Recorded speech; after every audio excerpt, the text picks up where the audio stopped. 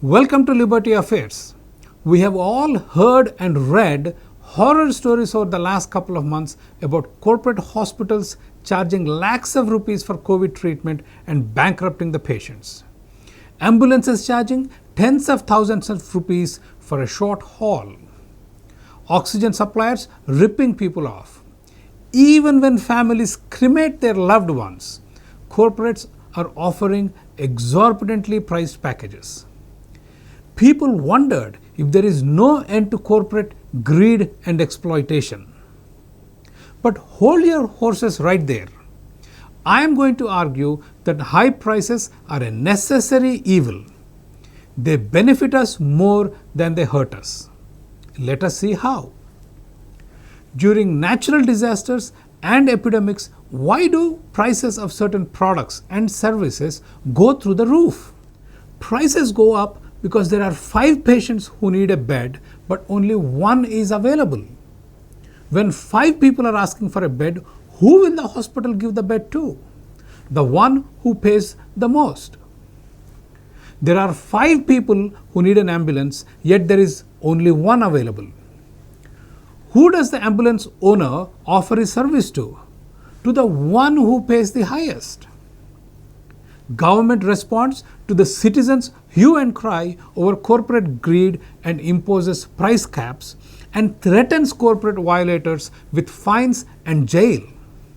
But does that really solve the problem? Remember, the real problem is 5 patients to 1 bed and 5 patients to 1 ambulance. Yes, thanks to price caps, I admit that one of these 5 patients might get a bed at a reasonable price. But wait a minute. Has this solved the real problem, which is scarcity of hospital beds and ambulances? Not really. There still are 4 people without a bed and 4 people without access to an ambulance. So what did the government price cap really achieve? Not much, other than giving a false impression to the citizens that they have been rescued from evil corporations. Today, I will argue that government-imposed price caps will hurt us more than they help us. I will argue that we should let businesses charge whatever they want for the services they provide, and this is the best way to mitigate the problem of scarcity in times of crises like the current one. I have chosen 4 price gouging controversies that have made news in the last couple of months. Corporate hospitals, ambulances, oxygen suppliers, and cremation services. Let us start with corporate hospital price gouging. During the first and the second waves of the pandemic, corporate hospitals were typically charging anywhere between 3 to 6 lakh rupees per patient. Critically ill patients on ventilators who spent a couple of weeks in the ICU had to cough up anywhere from 10 to 20 lakh rupees in Hyderabad. As people raised a hue and cry, Telangana government was mulling to take over 50% of the beds, similar to Mumbai, which has taken over 80% of private hospital beds. Even before the government acted, the private healthcare system started innovating and evolving to deal with the COVID crisis. Let us see how. Riding high on COVID outbreak, corporate hospitals in Hyderabad were raking in good money. Seeing the windfall profits being made by the large corporate hospitals, smaller hospitals and nursing homes transformed themselves into COVID hospitals and started treating patients for less than half of what the corporate hospitals were charging. Large hospitals sensed stiff competition from smaller players and realized that customers are seeking lower cost solutions. So what did the corporate hospitals do? Corporate hospitals came up with a newer, cheaper model. They entered into a tie-up with star hotels that have shut down during the pandemic. For patients not needing an ICU, COVID hotels turned out to be a great low-cost option. Cost of treatment in a COVID hotel? Less than that of a nursing home, 5,000 to 10,000 rupees a day, depending on the star rating of the hotel. Private innovation didn't end there.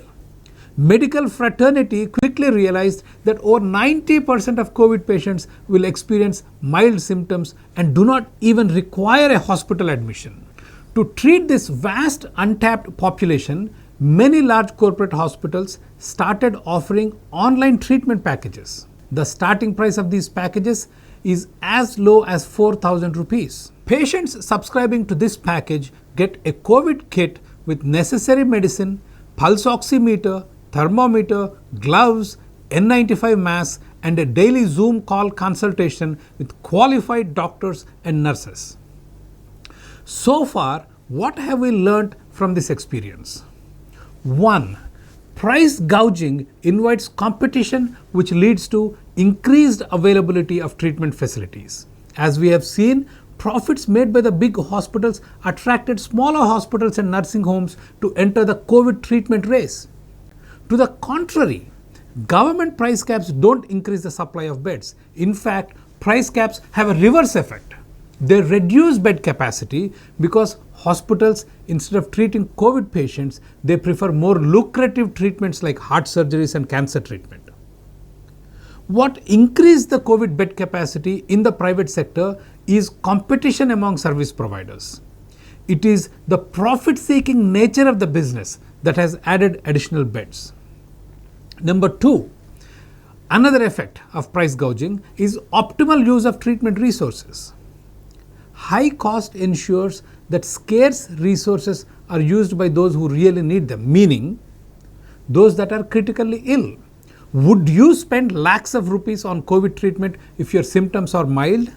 No. But you may run to the hospital if the treatment is free or costs just a few thousand rupees. When non-critical patients occupy hospital beds, patients with acute needs will not find a bed. Number 3 lesson. Price gouging invites substitute products like COVID hotels and home online treatment packages. It is the lure of profit that resulted in all this innovation. Government interference in market operations is almost always detrimental to the public. Price caps lead to scarcity as the incentive to expand and innovate is lost. On the other hand, if you leave the market alone, competition leads to increased supply, lower cost of treatment, and emergence of substitute products. Telangana by no means was a free market. KCR's government did impose price caps and regulated hospitals. But it had the wisdom to not wreck the entire healthcare system as Bombay did.